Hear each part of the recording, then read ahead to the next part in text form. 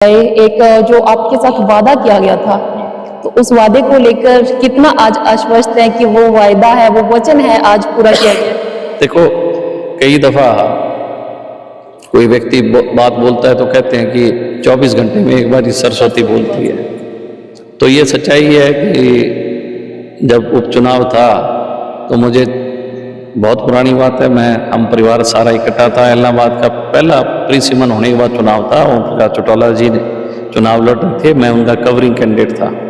निश्चित तौर पे वो दोनों विधानसभाओं से जीते, उचाना से भी जीते और इलाहाबाद से जीते। उन्होंने इलाहाबाद सीट रिक्त की। उपचुनाव आया तो मैंने कहा कि जी मैं चुनाव लड़ना चाहता हूँ। तो उन्होंने कहा तू अभी बहुत छोटा है, पर कभी टाइम आएगा तो तेरे को मैं एमएलए बनाऊंगा। तो मैं था बच्चा, मेरे बचपना था और मैं मतलब जवानी थी और जोश था। लेकिन धीरे धीरे समय बीतता है, आदमी समझदार होता है, उसमें जिम्मेवारियां बढ़ती है, उसको समाज का ज्ञान होता है, उसको समाज के अंदर किस तरीके से वो जा रहा है, क्या समाज है, वो समझता है। हर रोज हम लोग कुछ सीखते हैं। तो मुझे आज कहा कि मैं बात कही थी कि तन याद है कि मैं क्यों याद है क्या बहुत समय आप आई हुए। तो हकीकत में ठीक है, चीज़ों को समय लगता है, लेकिन आज उन्होंने बात की तो मुझे बहुत अच्छा लगा।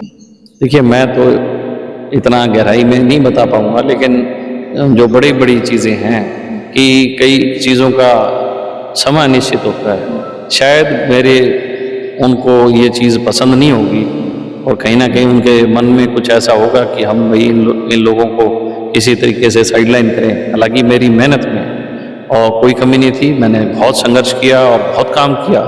पार्टी के प्रचार प्रसार के लिए भी पार्टी को गांवों तक, गलियों तक, गांव के ग्वाड़ों तक और ढाणियों तक लेके गया। लेकिन मैं ये मानता हूं कि शायद उनके मन में पाप था जो उन्होंने मेरे साथ ये धोखा करने का काम किया। नमस्कार, स्वागत है आपका सभी का सत्या न्यूज में। मैं हूं आपके साथ पूजा। फिलहाल आज आपको दिखा रही हैं तस्वीरें डबवाली विधानसभा के। बात कर लेते हैं चौटाला गांव की, जो कि ताऊ देवीलाल का पैतृक घर है।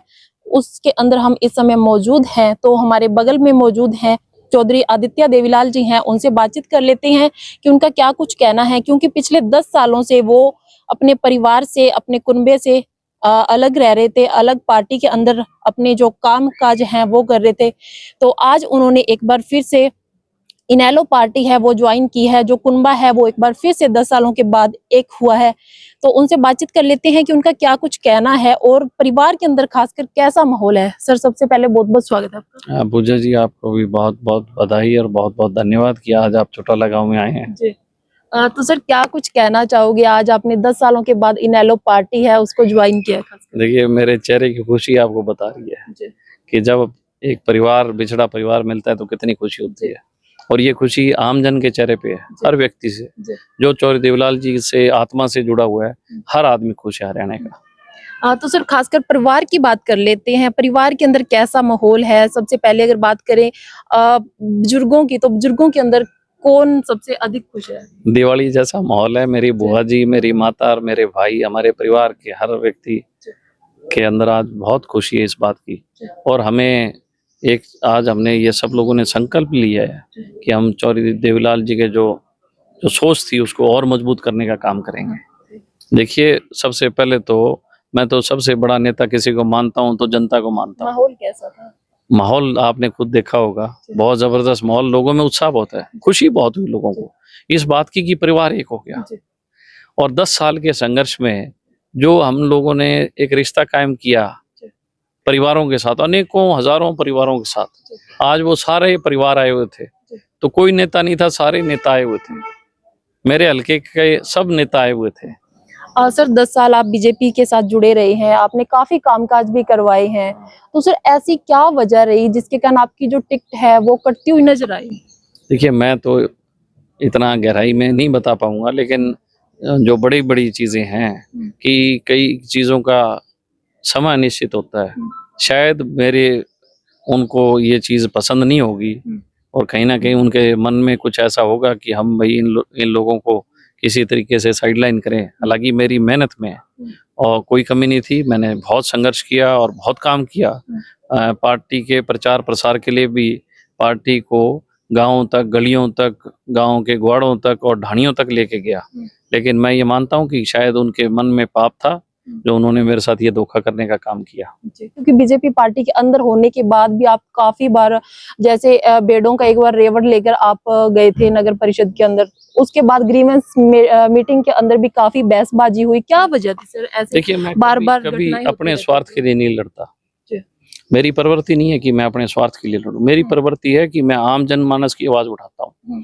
जब भी कोई समस्या आती है, जनता में आक्रोश पैदा होता है, जनता दुखी होती है, तो मेरा ये फर्ज है कि मैं जनता के लिए आवाज उठाऊं। मेरे दादा चौधरी देवलाल जी जनता के लिए लड़ाई लड़ते थे, मेरे ताऊ चौधरी ओम प्रकाश चौटाला जी ने जनता की लड़ाई लड़ी, और मेरे बड़े भाई अभय सिंह चौटाला भी जनता की लड़ाई लड़ रहे हैं। सर, कुछ ही दिन पहले दिग्विजय चौटाला जी का बयान आता है कि अभय सिंह चौटाला और आदित्य चौटाला है, एक दूसरे के लिए तलवारें लेकर खड़े थे और गोलियां चलाई हुई है, तो उस बयान को लेकर सर क्या कुछ कहना चाहोगे? देखिए, मेरा तो बहुत प्यारा है, लेकिन उसकी सोच बहुत छोटी है कि जो शब्दावली वो यूज करते हैं, मैं समझता हूँ ये अच्छी नहीं है। और कभी भी अपने राजनीतिक लाभ के लिए छोटी सोच नहीं रखनी चाहिए।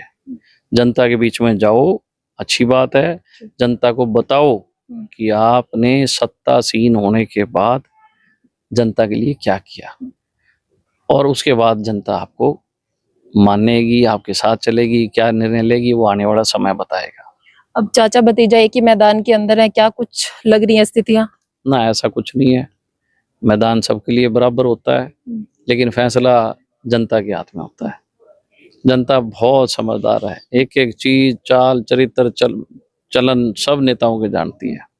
अच्छा फैसला जनता करेगी। जनता को पता है हमारे लिए लड़ने वाला, हमारे लिए बोलने वाला, और हमारे साथ चलने वाला, और हमारे काम करने वाला व्यक्ति जनता को चाहिए।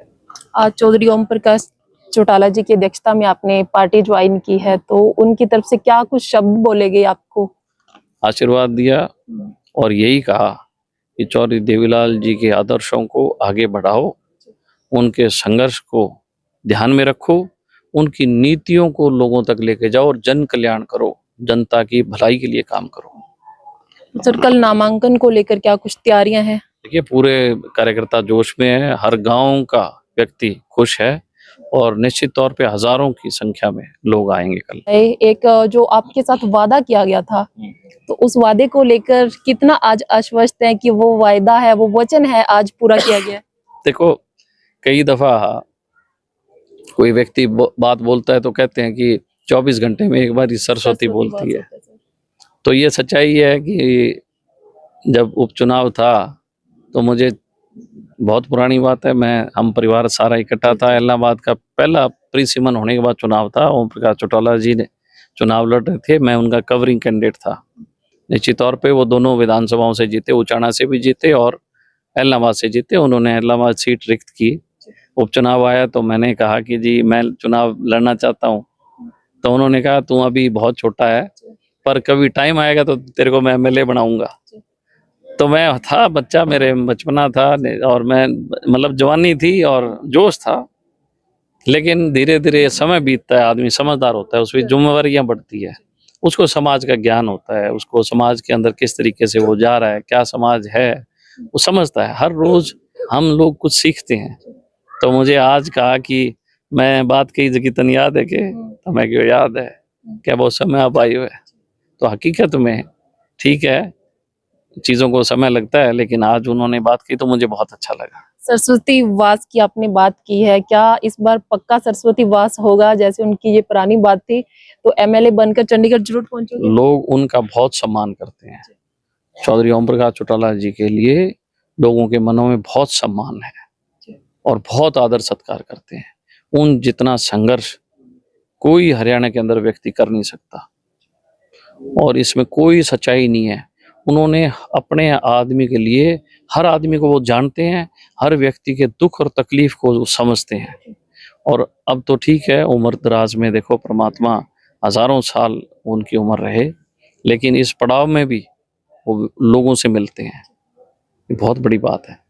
और मेरे पे तो खास तौर पे, मेरे को तो आज बहुत एक ऐसा एहसास हुआ, मैंने कहा मेरी केड़ी बात नहीं याद है, तो मैं कहा जी याद है। तो मैं मानता हूँ कि जनता उनके साथ है, और जनता डबवाली की इस दफा बिल्कुल बदलाव करेगी। कहीं ना कहीं आप स्टेज पर भावुक भी हुए थे, वो खुशी के आंसू थे, क्यों कह देखिए सकते हैं? क्या होता है कि आप जब किसी व्यक्ति से जुड़ते हो ना, तो उस व्यक्ति से आप आत्मीयता से जुड़ते हो। मैं लोगों से जुड़ा, राजनीतिक मेरे दिमाग में नहीं थी। मैं कभी किसी के साथ राजनीति छल कपट, ये अब आ जाते हैं, ये कोई पैसे बांटते हैं, फलाना 50,000 का चेक दे दिया और है, ये सब पॉलिटिकल प्रोपेगेंडा है। ये तो आपने आज चेक बांट दिया, उस चेक से क्या सारा गांव पूरी उम्र निहाल हो जाएगा? सिर्फ आपने भी, मैं गांव में एंट्री कर लूं तो मुझे रास्ता जाने का बहाना मिले, तो कभी कोई क्लब के बच्चे पकड़ लिए, कभी कोई गौशाला के माध्यम से। देखिए ये आपके राजनीतिक स्वार्थ हैं। मैंने कभी राजनीति को हथियार नहीं बनाया, मैंने राजनीति को सेवा बनाई। चौधरी देवलाल ने कभी राजनीति को हथियार नहीं बनाया, उनने सेवा की। जो लोग राजनीति को हथियार बनाते हैं वो सबसे खतरनाक लोग हैं।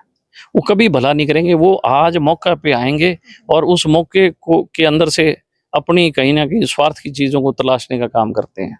ऐसे लोगों से हमें बिल्कुल बचना चाहिए। चलिए, बहुत बहुत शुक्रिया सर। तो ये थे हमारे साथ आदित्य देवीलाल जी हैं, जिन्होंने आज इनेलो पार्टी को एक बार फिर से ज्वाइन किया है। उनका यही कहना है कि हमारा राजनीति करना काम नहीं है, हमारा काम है केवल और केवल जनता की सेवा करना। आपको बता देते हैं कि कल वो नामांकन भरेंगे डबवाली के अंदर, तो जिसके अंदर चौधरी ओम प्रकाश चौटाला जी हैं, वो भी वहां पर मौके पर मौजूद होंगे। उनके साथ साथ अभय सिंह चौटाला हैं और भी जो बड़े नेता कह सकते हैं इनेलो पार्टी की तरफ से, वो भी मौके पर मौजूद होंगे। खैर, इस वीडियो के बारे में आपकी क्या कुछ राय है, कमेंट सेशन में जरूर बताइए।